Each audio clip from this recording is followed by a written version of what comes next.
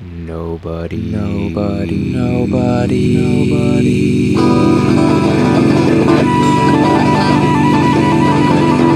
Nobody reads short stories. Hey everyone, I'm Jeremy. And I'm Megan. And you're you. And you're watching Nobody Reads Short Stories. So tonight's episode is going to run about 30 minutes. So here is my lovely co-host, Ray, reading The Immortal by Mary Shelley. The Immortal by Mary Shelley. July 16th, 1833. This is a memorable anniversary for me. On it, I complete my 323rd year. The Wandering Jew? Certainly not. More than 18 centuries have passed over his head in comparison with mine. I'm a very young immortal. Am I then immortal? This is a question which I have asked myself by day and night for now 303 years, and yet cannot answer it. I detected a gray hair amidst my brown locks this very day. That surely signifies decay, yet it may have remained concealed there for 300 years. For some persons have become entirely white-headed before 20 years of age. I will tell my story, and my reader shall judge for me. I will tell my story and so contrive to pass some few hours of a long eternity, become so wearisome to me. Forever? Can it be? To live forever? I have heard of enchantments in which the victims were plunged into a deep sleep, to wake after 100 years as fresh as ever. I have heard of the 7 sleepers. Thus to be immortal would not be so burdensome, but the weight of never-ending time, the tedious passage of the still succeeding hours. How happy was the fabled Norjuad, but to my task. All the world has heard of Cornelius Agrippa. His memory is as immortal as his arts have made me. All the world has also heard of his scholar, who unawares raised the foul fiend during his master's absence and was destroyed by him. The report, true or false, of this accident was attended with man inconveniences the renowned philosopher. All his scholars at once deserted him. His servants disappeared. He had no one near him to put coals on his ever-burning fires while he slept, or to attend to the changed colors of his medicines while he studied. Experiment after experiment failed, because one pair of hands was insufficient to complete them.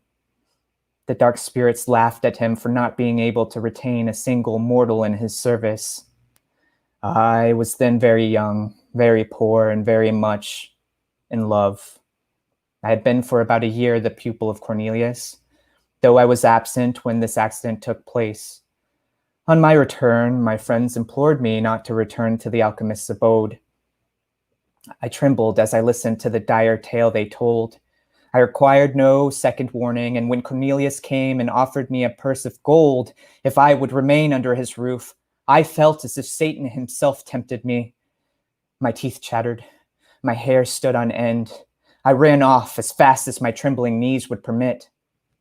My failing steps were directed whither for 2 years they had every evening been attracted, a gently bubbling spring of pure living waters, besides which lingered a dark-haired girl, whose beaming eyes were fixed on the path I was accustomed each night to tread.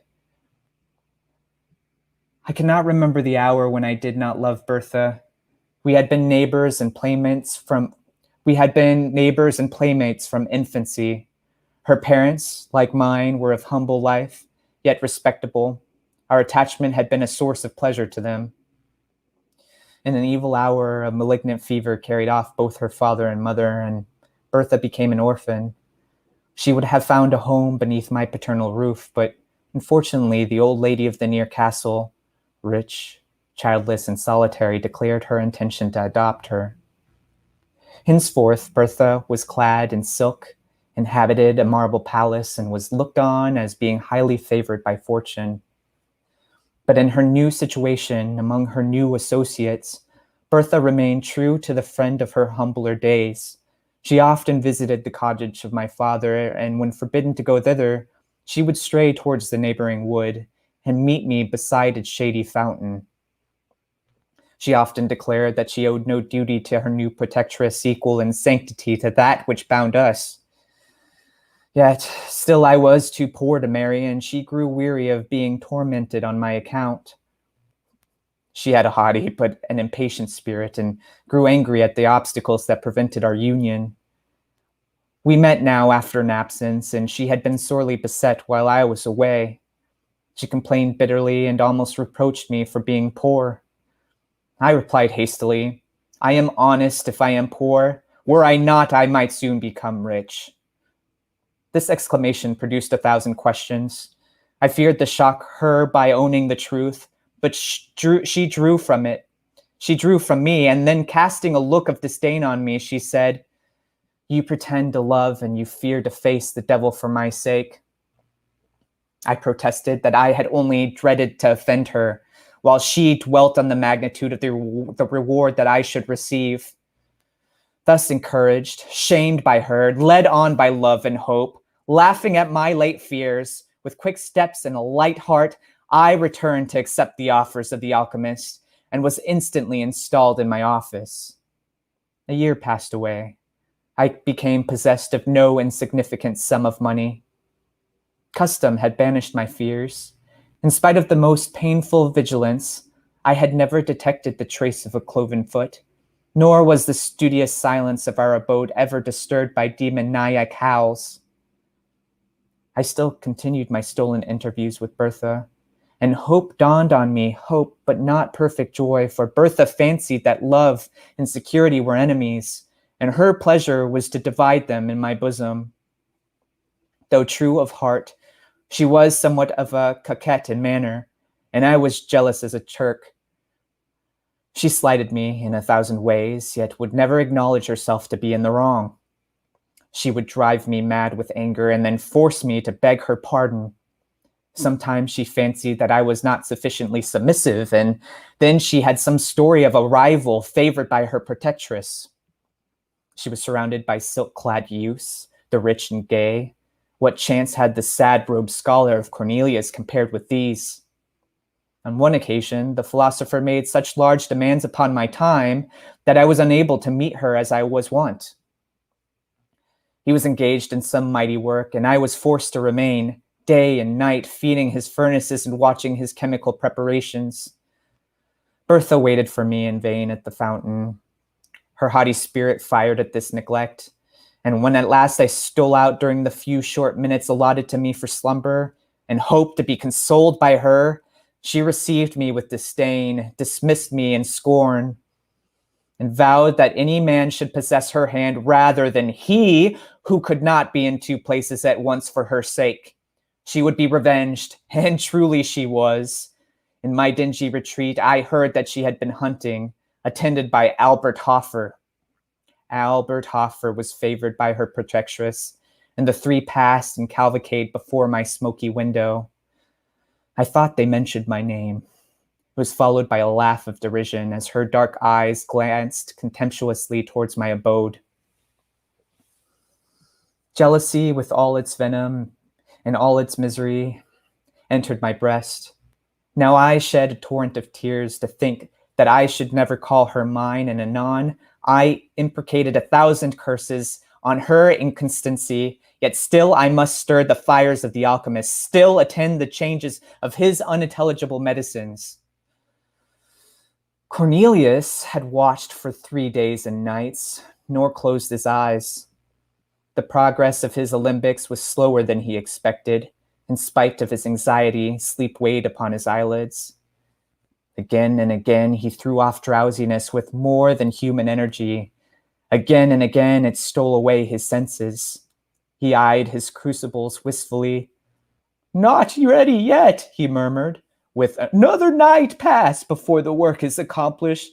Winzy, you are so vigilant. You are faithful. You have slept, my boy. You slept last night. Look at that glass vessel." The liquid it contains is of a soft rose color. The moment it begins to change its hue, awaken me. Till then I may close my eyes. First it will turn white, and then emit golden flashes. But wait not till then. When the rose color fades, rouse me. I scarcely heard the last words, muttered as they were in sleep. Even then he did not quite yield to nature. Winsy, my boy, he again said, do not touch the vessel. Do not put it to your lips. It is a filter to cure love. You would not cease to love your Bertha. Beware to drink. And he slept. His venerable head sunk on his breast, and I scarce heard his regular breathing. For a few moments I watched the vessel. The rosy hue of the liquid remained unchanged. Then my thoughts wandered. They visited the fountain and dwelt on 1,000 charming scenes never to be renewed. Never. Serpents and adders were in my heart as the word never half formed itself on my lips. False girl, false and cruel. Never more would she smile on me as the evening she smiled on Albert. Worthless, detested woman, I would not remain unrevenged. She should see Albert expire at her feet. She should die beneath my vengeance. She had smiled in disdain and triumph. She knew my wretchedness and her power. Yet what power had she? The power of exciting my hate, my utter scorn, my all but indifference. Could I attain that? Could I regard her with careless eyes, transferring my rejected love to one fairer and more true? That were indeed a victory. A bright flash darted before my eyes. I had forgotten the medicine of the adept. I gazed on it with wonder. Flashes of admirable beauty, more bright than those which the diamond emits when the sun's rays are on it, glanced from the surface of the liquid. An odor, the most fragrant and grateful, stole over my sense. The vessel seemed one globe of living radiance, lovely to the eye and most inviting to the taste. The first thought, instinctively inspired by my grosser sense, was, I must drink. I raised the vessel to my lips. It will cure me of love, of torture. Already I had quaffed half of the most delicious liquor ever tasted by the palate of man. When the philosopher stirred, I started. I dropped the glass. The fluid flamed and glanced along the floor, while I felt Cornelius's gripe at my throat as he shrieked aloud, Wretch! You have destroyed the labor of my life! The philosopher was totally unaware that I had drunk any portion of his drug. His idea was, and I gave a tacit assent to it, that I had raised the vessel from curiosity, and that fright at its brightness and the flashes of intense light it gave forth, I had let it fall.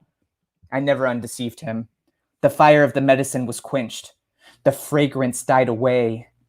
He grew calm, as a philosopher should under the heaviest trials, and dismissed me to rest. I will not attempt to describe the sleep of glory and bliss which bathed my soul in paradise during the remaining hours of that memorable night. Words would be faint and shallow types of my enjoyment, or of the gladness that possessed my bosom when I awoke. I trod air. My thoughts were in heaven. Earth appeared heaven, and my inheritance upon it was to be one trance of delight. This is to be cured of love, I thought. I will see Bertha this day, and she will find her lover cold and regardless, too happy to be disdainful, yet how utterly indifferent to her. The hours danced away. The philosopher, secure that he had once succeeded, and believing that he might again, began to concoct the same medicine once more. He was shut up with his books and drugs, and I had a holiday. I dressed myself with care. I looked in an old but polished shield which served me for a mirror. I thought my looks to be wonderfully improved. I hurried beyond the precincts of the town. Joy in my soul, the beauty of heaven and earth around me. I turned my steps toward the castle.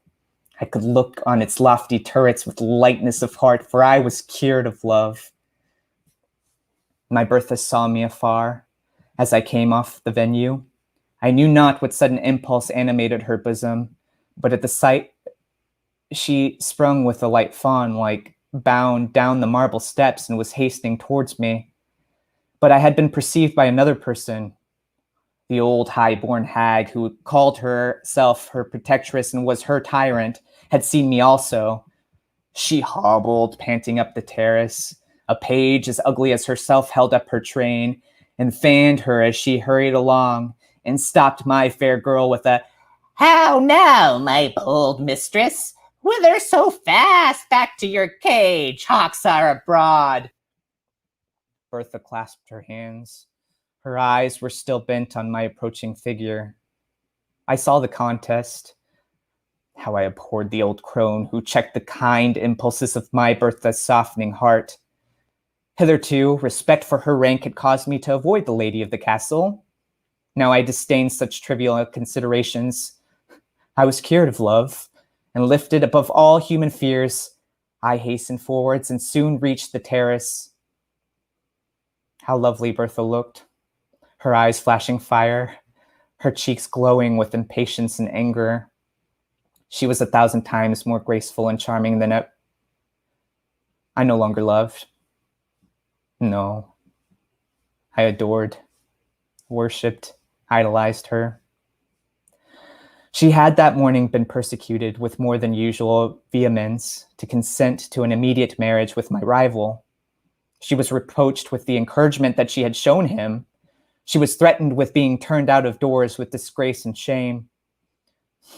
Her proud spirits rose in arms at the threat, but when she remembered the scorn that she had heaped upon me, and how perhaps she had thus lost one whom she now regarded as her only friend, she wept with remorse and rage. At that moment I appeared. "Oh, Winsey," she exclaimed, "take me to your mother's cot. Swiftly let me leave the detested luxuries and wretchedness of this noble dwelling. Take me to poverty and happiness." I clasped her in my arms with transport. The old lady was speechless with fury and broke forth into invective only when we were afar on our road to my natal cottage. My mother received the fair fugitive, escaped from a gilt cage to nature and liberty, with tenderness and joy. My father, who loved her, welcomed her heartily. It was a day of rejoicing, which did not need the addition of the celestial potion of the alchemist to steep me in delight. Soon after this eventful day, I became the husband of Bertha. I ceased to be the scholar of Cornelius, but I continued his friend. I always felt grateful to him for having unawares procured me that delicious draught of a divine elixir, which, instead of curing me of love, sad cure, solitary and joyless remedy for evils which seem blessings to the memory, had inspired me with courage and resolution, thus winning for me an inestimable treasure in my Bertha. I often called to mind that period of trance-like inebriation with wonder. The drink of Cornelius had not fulfilled the task for which he affirmed that it had been prepared, but its effects were more potent and blissful than words can express. They had faded by degrees, yet they lingered long and painted life in hues of splendor. Bertha often wondered at my lightness of heart and unaccustomed gaiety, for before I had been rather serious or even sad at my disposition. She loved me better for my cheerful temper, and our days were winged by joy. 5 years afterwards, I was suddenly summoned to the bedside of the dying Cornelius. He had sent for me in haste, conjuring my instant presence. I found him stretched on his pallet, enfeebled even to death. All of life that yet remained animated his piercing eyes, and they were fixed on a glass vessel full of a roseate liquid. "Behold," he said in a broken and inward voice, "the vanity of human wishes. A second time my hopes are about to be crowned. A second time they are destroyed. Look at the liquor! You remember 5 years ago I had prepared the same with the same success? Then, as now, my thirsting lips expected to taste the immortal elixir. You dashed it from me, and at present it is too late. He spoke with difficulty and fell back on his pillow. I could not help saying, "How, revered master, can a cure for love restore you to life?" A faint smile gleamed across his face as I listened earnestly to his scarcely intelligible answer. "A cure for love and all things, the elixir of immortality.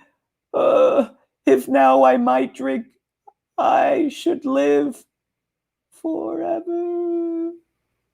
As he spoke, a golden flash gleamed from the fluid. A well-remembered fragrance stole over the air. He raised himself, all weak as he was. Strength seemed miraculously to re-enter his frame. He stretched forth his hand. A loud explosion startled me. A ray of fire shot up from the elixir, and the glass vessel which contained it was shivered to atoms. I turned my eyes toward the philosopher. He had fallen back. His eyes were glassy, his features rigid. He was dead. But I lived, and was to live forever. So sad the unfortunate alchemist, and for a few days I believed his words. I remembered the glorious drunkenness that had followed my stolen draught.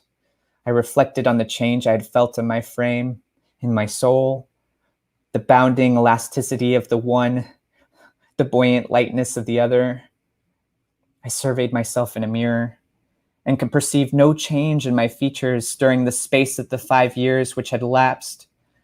I remembered the radiant hues and grateful scent of that delicious beverage, worthy the gift it was capable of bestowing. I was then immortal. A few days after I laughed at my credulity, the old proverb that a prophet is least regarded in his own country was true with respect to me and my defunct master.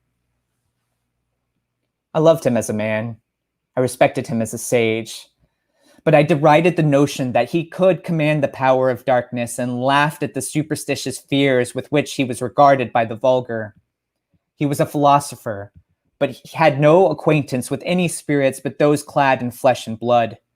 His science was simply human, and human science, I soon persuaded myself, could never conquer nature's laws so far as to imprison the soul forever within its carnal habitation. Cornelius had brewed a soul-refreshing drink, more inebriating than wine, sweeter and more fragrant than any fruit. It possessed probably strong medicinal powers, imparting gladness to the heart and vigor to the limbs, but its effects would wear out. Already were they diminished in my frame. I was a lucky fellow to have quaffed health and joyous spirits, and perhaps long life at my master's hands. But my good fortune ended there. Longevity was far different from immortality. I continued to entertain this belief for many years. Sometimes a thought stole across me. Was the alchemist indeed deceived? But my habitual credence was that I should meet the fate of all the children of Adam at my appointed time. A little late, but still at a natural age. Yet it was certain that I retained a wonderfully youthful look. I was laughed at for my vanity in consulting the mirror so often. But I consulted it in vain. My brow was untrenched, my cheeks, my eyes, my whole person continued as untarnished as in my 20th year. I was troubled. I looked at the faded beauty of Bertha. I seemed more like her son. By degrees, our neighbors began to make similar observations, and I found at last that I went by the name of the scholar bewitched. Bertha herself grew uneasy. She became jealous and peevish, and at length she began to question me. We had no children. We were in all to each other. And though, as she grew older, her vivacious spirit became a little allied to ill temper, and her beauty sadly diminished. I cherished her in my heart as the mistress I had idolized, the wife I had sought and won with such perfect love. At last, our situation became intolerable. Bertha was 50, I 20 years of age. I had, in very shame and some measure, adopted the habits of a more advanced age. I no longer mingled in the dance among the young and gay, but my heart bounded along with them while I restrained my feet, and a sorry figure I cut among the nesters of our village. But before the time I mentioned, things were altered. We were universally shunned. We were, at least I was, reported to have kept up an iniquitous acquaintance with some of my former master's supposed friends. Poor Bertha was pitied but deserted. I was regarded with horror and detestation. What was to be done? We sat by our winter fire. Poverty had made itself felt, for none would buy the produce of my farm.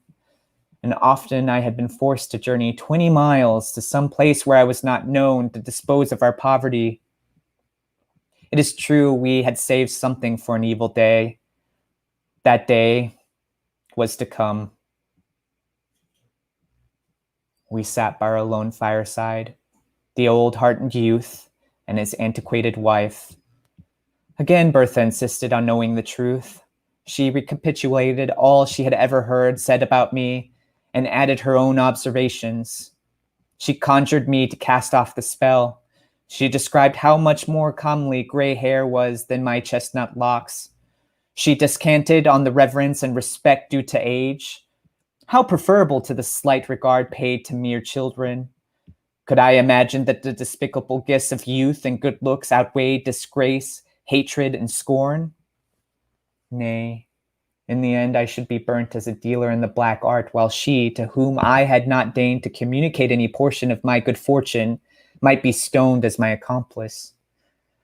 At length she insinuated that I must share my secret with her and bestow on her like benefits to those I myself enjoyed, or she would denounce me. And then she burst into tears. Thus beset, I thought it was the best way to tell the truth. I revealed it as tenderly as I could, and spoke only of a very long life, not of immortality, which representation indeed coincided best with my own ideas. When I ended, I rose and said, "And now, my Bertha, will you denounce the lover of your youth? You will not, I know. But it is too hard, my poor wife, that you should suffer from my ill luck and the accursed arts of Cornelius. I will leave you. You have wealth enough, and friends will return in my absence. I will go. Young as I seem and strong as I am, I can work and gain my bread among strangers, unsuspected and unknown. I loved you in youth. God is my witness that I would not desert you in age, but that your safety and happiness require it." I took my cap and moved towards the door. In a moment, Bertha's arms were around my neck and her lips were pressed to mine. "No, my husband, my Winsey," she said. "You shall not go alone. Take me with you. We will remove from this place, and as you say, among strangers we shall be unsuspected and safe. I am not so very old as quite to shame you, my Winsey, and I dare say the charm will soon wear off, and with the blessing of God, you will become more elderly looking. As is fitting, you shall not leave me." I returned the good soul's embrace heartily. "I will not, my Bertha. But for your sake, I had not thought of such a thing. I will be your true, faithful husband while you are spared to me, and do my duty by you to the last." The next day, we prepared secretly for our emigration. We were obliged to make great pecuniary sacrifices. It could not be helped. We realized a sum sufficient, at least, to maintain us while Bertha lived. And without saying adieu to anyone, quitted our native country to take refuge in a remote part of Western France. It was a cruel thing to transport poor Bertha from her native village and the friends of her youth to a new country, new language, new customs. The strange secret of my destiny rendered this removal immaterial to me, but I compassionated her deeply and was glad to perceive that she found compensation for her misfortunes in a variety of little ridiculous circumstances. Away from all telltale chroniclers, she sought to decrease the apparent disparity of our ages by 1,000 feminine arts, rouge, youthful dress, and assumed juvenility of manner. I could not be angry. Did not I myself wear a mask? Why quarrel with hers because it was less successful?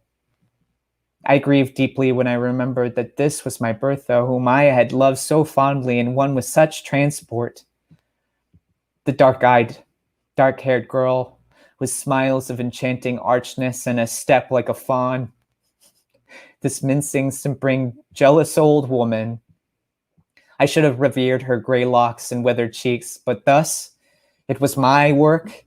I knew, but I did not the less deplore this type of human weakness. Her jealousy never slept. Her chief occupation was to discover that, in spite of outward appearances, I was myself growing old. I verily believe that the poor soul loved me truly in her heart, but never had woman so tormenting a mode of displaying fondness. She would discern wrinkles in my face and decrepitude in my walk, while I bounded along in youthful vigor, the youngest looking of 20 youths. I never dared address another woman. On one occasion, fancying that the belle of the village regarded me with fairing eyes, she bought me a gray wig. Her constant discourse among her acquaintances was that though I looked so young, there was ruin at work within my frame. And she affirmed that the worst symptom about me was my apparent health. My youth was a disease, she said, and I ought at all times to prepare, if not for a sudden and awful death, at least to awake some morning white-headed and bowed down with all the marks of advanced years. I let her talk. I often joined in her conjectures. Her warnings chimed in with my never-ceasing speculations concerning my state. I took an earnest, thoughtful, painful interest in listening to all that her quick wit and excited imagination could say on the subject. Why dwell on these minute circumstances? We lived on for many years. Bertha became bedrid and paralytic. I nursed her as mother might a child. She grew peevish and still harped upon one string of how long I should survive her. It had ever been a source of consolation to me that I performed my duties scrupulously towards her. She had been mine in youth. She was mine in age. And at last, when I heaped the sod over her corpse,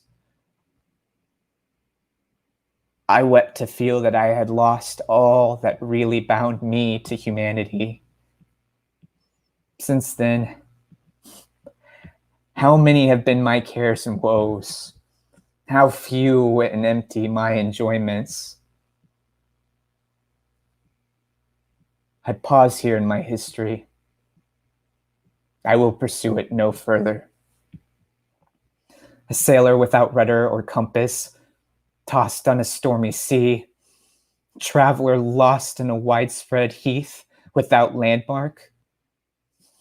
Or star to him, such have I been, more lost, more hopeless than either. A nearing ship, a gleam for some far cot may save them, but I have no beacon except the hope of death. Death! Mysterious, ill-visaged friend of weak humanity. Why alone of all mortals have you cast me from your sheltering fold? Oh, for the peace of the grave, the deep silence of the iron-bound tomb. That thought would cease to work in my brain, and my heart beat no more with emotions varied only by new forms of sadness. Am I immortal? I return to my first question. In the first place, is it not more probable that the beverage of the alchemist was fraught rather with longevity than eternal life? Such is my hope. And then be it remembered that I only drank half of the potion prepared by him. Was not the whole necessary to complete the charm? To have drained half the elixir of immortality is but to be half immortal. My forever is thus truncated and null. But again, who shall number the years of the half of eternity? I often try to imagine by what rules the infinite may be divided. Sometimes I fancy age advancing upon me. One gray hair I have found. Fool. Do I lament? Yes. The fear of age and death often creeps coldly into my heart. And the more I live, the more I dread death, even while I abhor life. Such an enigma is man, born to perish when he wars as I do against the established laws of his nature. Before this anomaly of feeling surely I might die, the medicine of the alchemist would not be proof against fire, sword, and the strangling waters. I have gazed upon the blue depths of many a placid lake, and the tumultuous rushing of many a mighty river, and have said peace inhabits those waters. Yet I have turned my steps away to live yet another day. I have asked myself whether suicide would be a crime in one to whom thus only the portals of the other world could be opened. I have done all except presenting myself as a soldier or a duelist, an object of destruction to no, not my fellow mortals, and therefore I have shrunk away. They are not my fellows. The inextinguishable power of life in my frame and their ephemeral existence place us wide as poles asunder. I could not raise a hand against the meanest or the most powerful among them. Thus, I have lived on for many a year, alone and weary of myself, desirous of death, yet never dying. Immortal, neither ambition nor avarice can enter my mind, and the ardent love that gnaws at my heart, never to be returned, never to find an equal on which to expend itself, lives there only to torment me. This very day I conceived a design by which I may end all, without self-slaughter, without making another man a Cain. An expedition which mortal frame can never survive, even endued with the youth and strength that inhabits mine. Thus I shall put my immortality to the test, and rest forever, or return, the wonder and benefactor of the human species. Before I go, a miserable vanity has caused me to pen these pages. I would not die and leave no name behind. 3 centuries have passed since I quaffed the fatal beverage. Another year shall not last before encountering gigantic dangers, warring with the powers of frost in their home, beset by famine, toil, and tempest. I yield this body, too tenacious a cage for a soul which thirsts for freedom, to the destructive elements of air and water. Or, if I survive, my name shall be recorded as one of the most famous among the sons of men. And my task achieved, I shall adopt more resolute means, and by scattering and annihilating the atoms that compose my frame, set at liberty the life imprisoned within, and so cruelly prevented from soaring from this dim earth to a sphere more congenial to its immortal essence.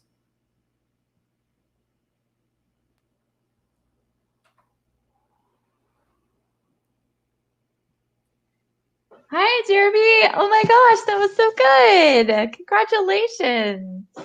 What a fantastic read. Thanks. I don't feel it. That was a lot of words, but I really thought that was a really great read, and I feel like you really Thanks, Megan. accomplished the variances within this character. So thank you for me, and thank you for the listeners as well.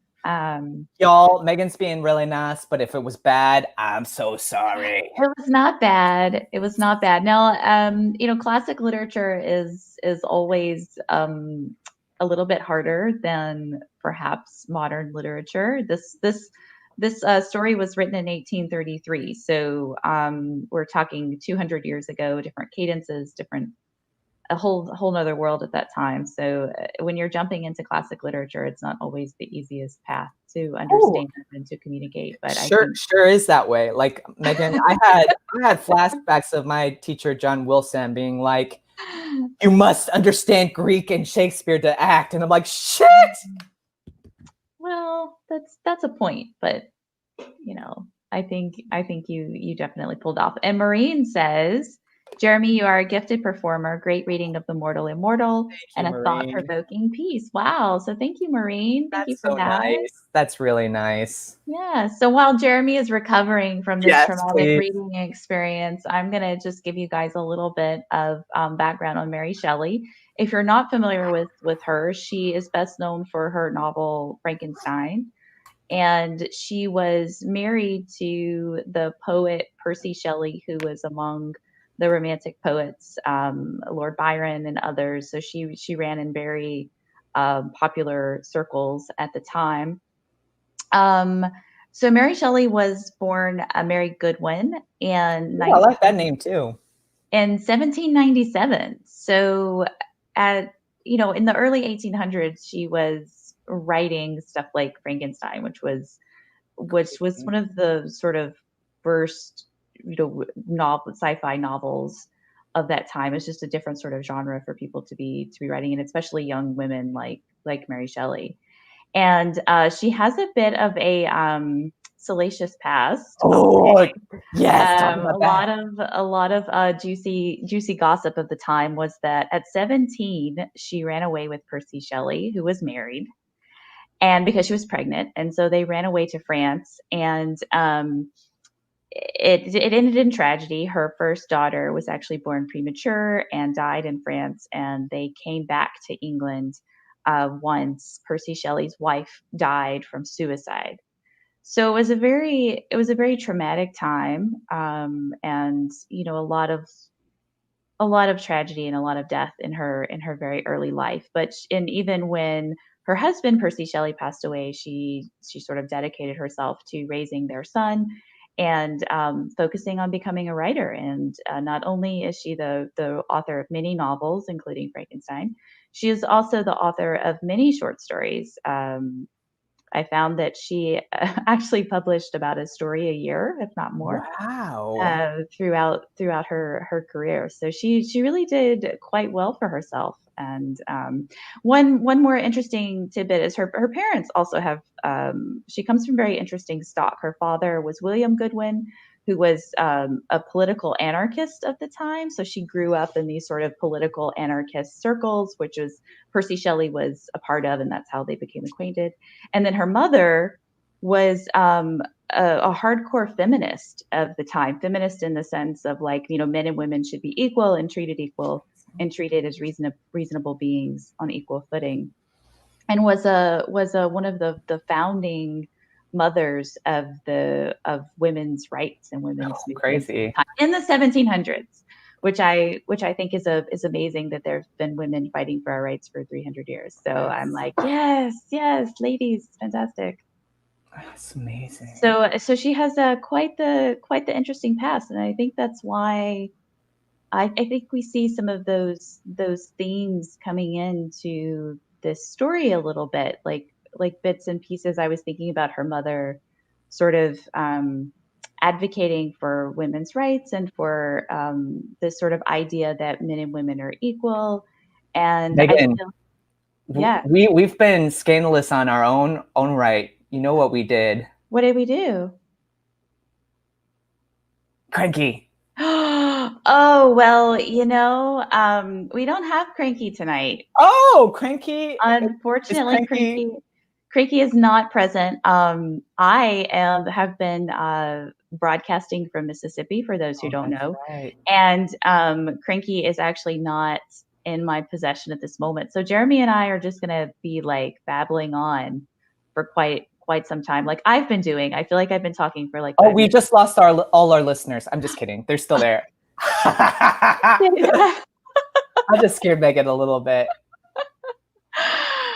Yeah. So one thing that I did want to say is that I feel like when you look at Mary Shelley's work as like a a group of work together. I think her one of her strongest themes is this theme that, you know, humanity's downfall is when it loses its sympathy and its empathy for others. I mean, you see that in Frankenstein with the monster and with Frankenstein's monster, and then I think you also see it in this story where our protagonist, when he's disconnected from humanity, is when he's at his lowest.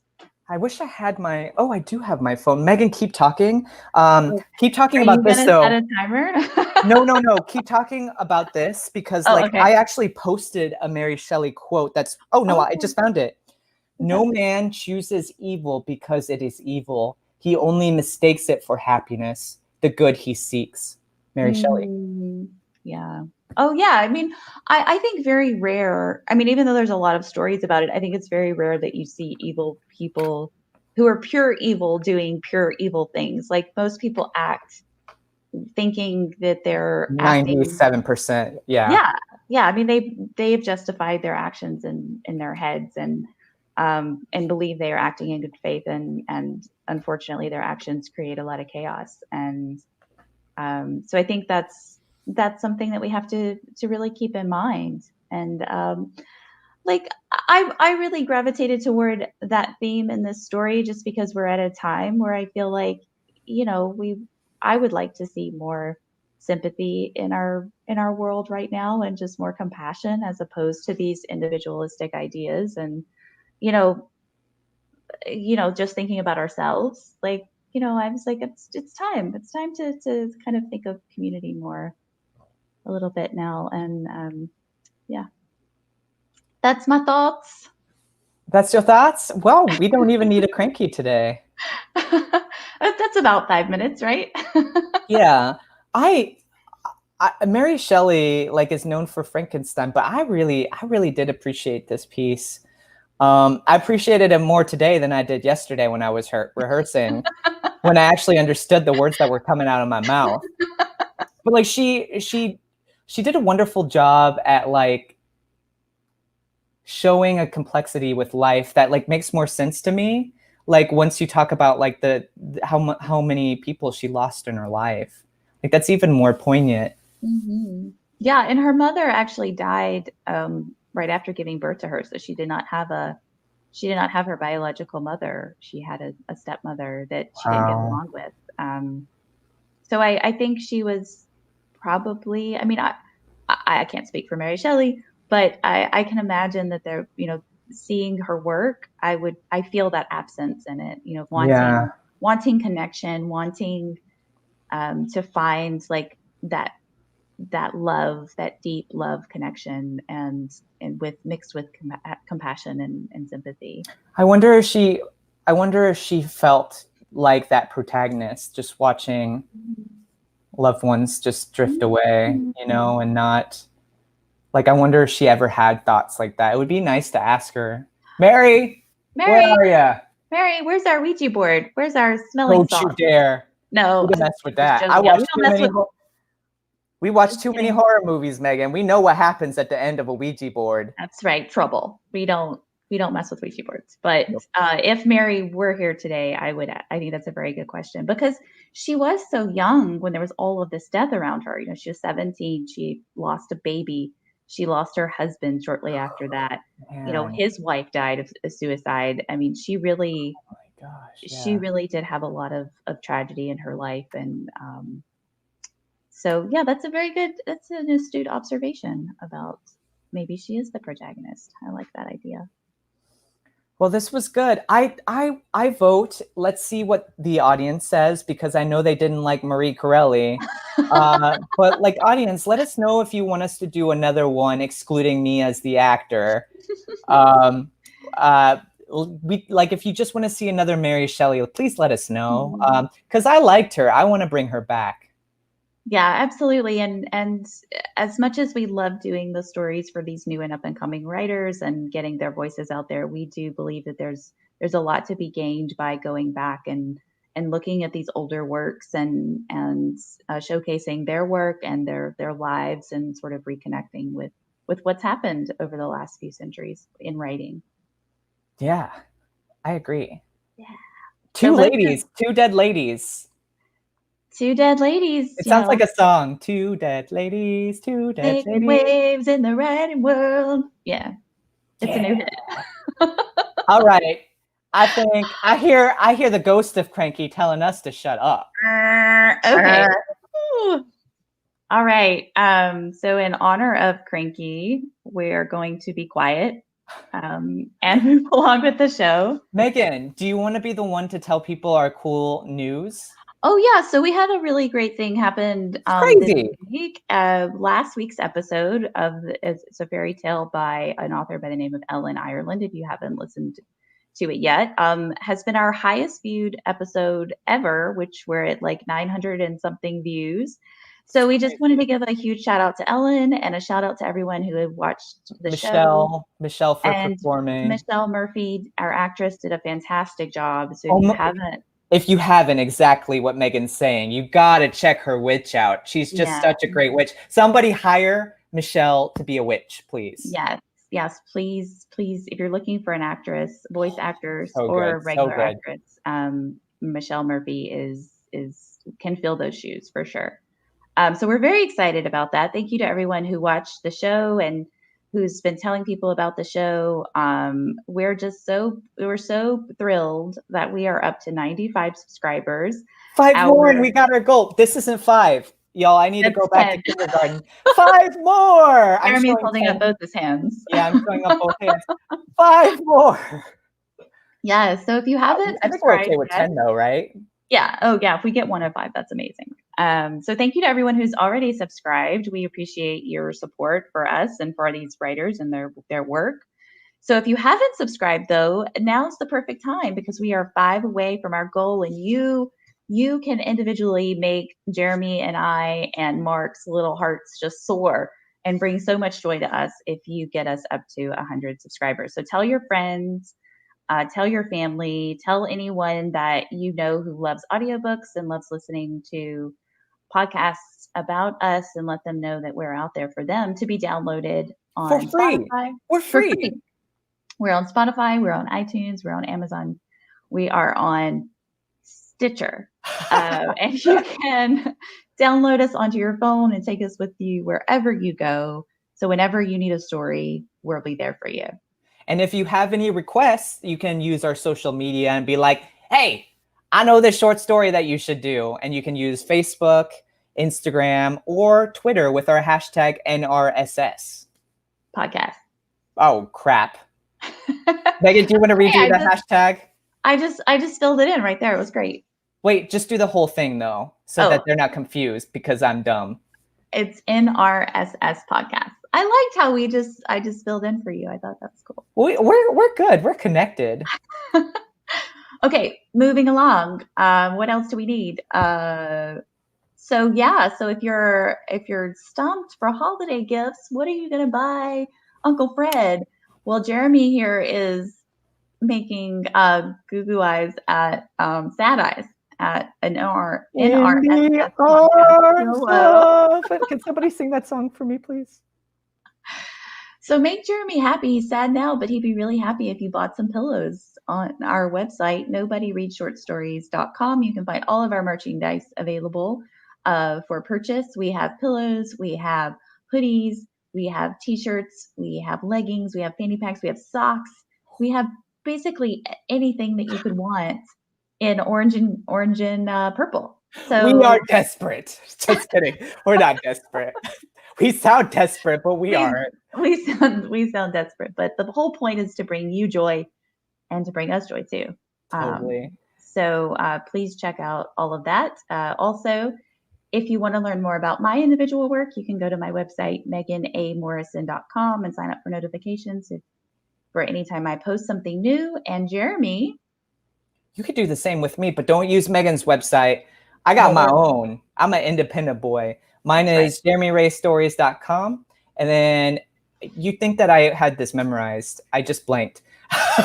every week, you can subscribe and get a new micro story to your email. They're very great. You don't want to miss one of these stories. And they're super short. When he says micro, he means micro. You're so small. They're tiny. You can read them, while you're drinking your coffee, while you're brushing your teeth, very quick. You basically read them before you even read them. It's true. Like before you you open open them up, you're like, oop, I already got it. Don't have to You open the this email, boom, you're done. Boom, that's it. Goodbye. Last thing, we should tell them about our next episode because I'm really excited about it. I'm excited about this too. We have a wonderful story called Quality of Life by a writer named Christine Sneed. Christine is a fantastic writer. She has several novels, and I'm just so excited to be able to showcase her short story.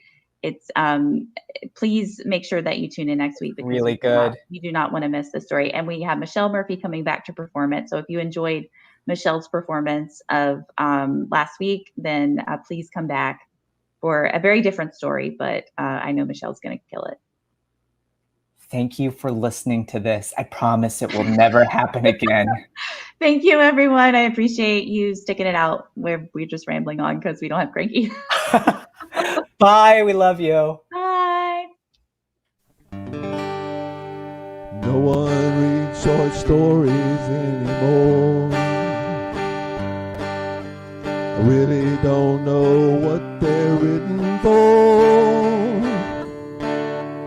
Go write a short story and throw it out the door. 'Cause no one reads short stories, funny, sad, or gory. No one reads short stories anymore. Yes, no one reads short stories